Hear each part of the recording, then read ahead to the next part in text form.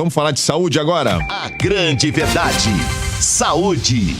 Olha, o governador de São Paulo, João Dória, teve hoje mais uma coletiva, aquelas coletivas que ele faz por volta da hora do almoço, e ele criticou violentamente o pronunciamento do secretário executivo do Ministério da Saúde, o coronel Elcio Franco.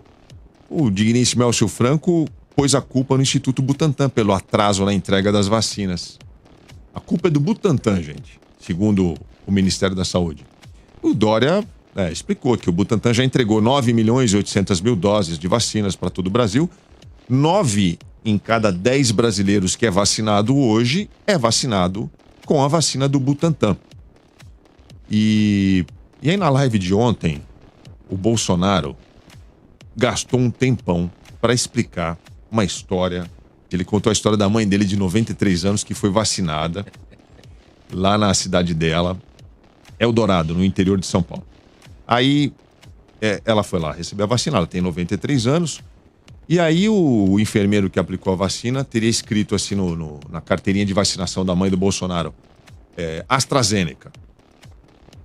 Aí, segundo o Bolsonaro explicou na live de ontem, 2 horas depois o enfermeiro voltou lá apavorado. Ô, me dá aqui essa carteirinha. Pegou a carteirinha de vacinação da mãe, rasgou, jogou fora. Aí o Bolsonaro na live, eu tenho aí a foto da carteirinha rasgada. Mas ele esqueceu de mostrar, ele não mostrou. Aí ele falou, o enfermeiro falou, rasgou, pegou outra carteirinha de vacinação e escreveu Butantan no lugar de AstraZeneca. E aí ele mostrou a foto para dizer que a vacina que a mãe dele tomou, na verdade, tá escrito Butantan, mas na verdade foi da AstraZeneca. Entendi. Só faltou ele de fazer aquele truque, né? Quando você é picado pela cobra, que você vai lá e suga o veneno da cobra, né? Só faltou o enfermeiro ter ido lá, depois que aplicou a vacina, ter sugado a vacina, né? Do braço da mãe dele para aplicar outra, gente. Porque realmente essa história aqui... Senhores, por que é importante pro Bolsonaro dizer que a mãe dele tomou essa vacina e não aquela? Por quê? Porque tudo, para o negacionista, tudo que é diferente do que eu acredito, do que eu defendo, é meu inimigo e merece ser combatido. Portanto, se Dória é meu inimigo e merece ser combatido e defende a vacina do Butantan porque o São Paulo produz Butantan, vamos negar a vacina do Butantan porque assim estarei negando o meu inimigo. A cabeça do negacionista funciona na base do não. Muito simples a interpretação. Vai ser assim com tudo, igual criança. Igual criança, né? É uma coisa tão infantil isso, né, Paulo Cruz? É muito triste. Presidente nós estamos vivendo, da República, cara. Os tempos são muito sombrios, assim. A gente vê chegar a esse ponto. Assim, porque, assim, veja, senhores, tem gente que acha que isso não é nada, né? Mas assim, como diz o Tonholi, que é o homem da linguagem, né? O que há de semiótica nisso, né? Ou, como eu falei outro dia, Tonholi, que você não estava conosco, que o Bolsonaro não tem superego, né? É isso? Não. Ele não filtra absolutamente nada. É um id à deriva. Louco, agora você explica melhor isso aí, que eu sou meio burraldo, eu não entendo essas coisas. É um inconsciente à deriva. Exatamente. Ele não filtra absolutamente nada. Então, quer dizer, que é um negócio de criança. No máximo adolescente, né? No máximo adolescente. Mas eu dou aula para adolescente, e adolescente não é assim nem na escola, mas se ele é assim na escola, ele precisa ir no médico, ele vai ter algum problema, né? Então é isso. Nós estamos vendo. As pessoas podem achar que não é nada isso, porque gostam dele, coisa e tal, mas, assim, a mensagem que isso passa é que nós temos um presidente infantil. É isso. Mas é infantil no sentido perigoso, né? Que é aquilo que o Robert Musil, que foi um escritor... Um homem sem qualidades. Exatamente. Ele escreveu um livro chamado Da Estupidez, né?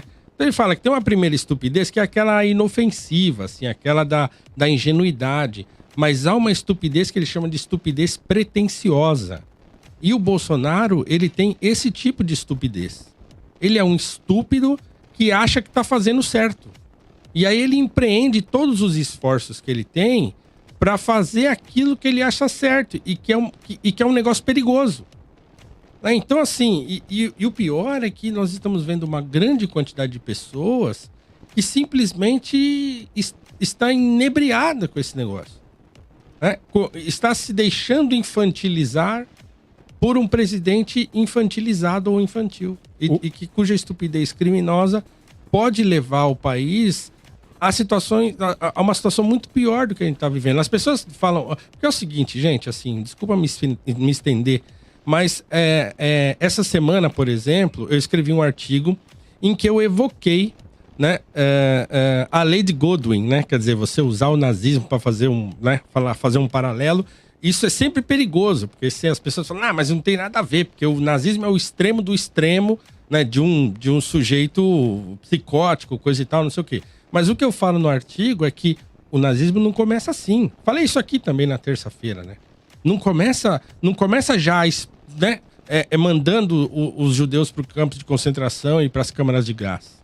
Começa com um sujeito que é um estúpido criminoso, que é um estúpido pretensioso, no poder. Começa assim. Eu não estou dizendo que nós vamos chegar a esse ponto. Eu estou dizendo que um sujeito como esse no poder, ele torna o país um país perigoso. Né? Perigoso para os brasileiros, obviamente, para os governados, né? Porque é um sujeito que, assim, para atingir os seus objetivos, ele é capaz de negar a vacina da própria mãe por uma razão estúpida. Então, quer dizer, meu Deus do céu, que ponto que nós estamos chegando de fazer uma live, o presidente do país, né, fazer uma live e falar um negócio desse, ou então passear na praia e dizer que vai, porque tinha que fechar o jornal, tinha que fechar... Entende? Que o sujeito não tem filtro. Então, assim, meu Deus do céu, as pessoas não podem considerar isso uma coisa normal. A estabilidade do mercado hoje se deve ao presidente Bolsonaro e a sua fala. Exatamente. A instabilidade na Bolsa nasce da boca do Bolsonaro. As ações da Petrobras despencaram hoje, né? Graças à fala do Bolsonaro.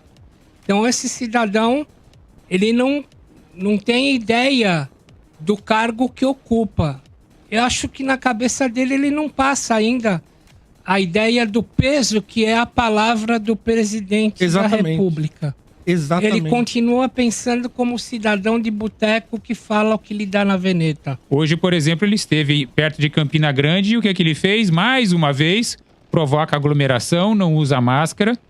O Bolsonaro é um disseminador, um possível disseminador de doenças. O Bolsonaro é um criminoso. E a irresponsabilidade do Bolsonaro não tem limites.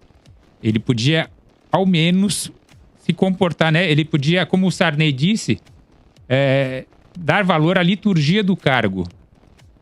E assim, e aí as pessoas ficam assim, mas se você preferiu o PT, mas você tem que ver o STF, o que você tem que ver... A gente pode ver tudo isso, desde que a gente não esqueça e não perca de vista o que esse cidadão específico está fazendo, o presidente do país. É óbvio que tem gente que, enquanto não aparecer, que o Bolsonaro, não puxar uma arma e não der um tiro em alguém, as pessoas acham que ele não está fazendo nada. Mas ele é o presidente do Brasil, entende? Ele representa o país. Que imagem que ele passa do país lá fora?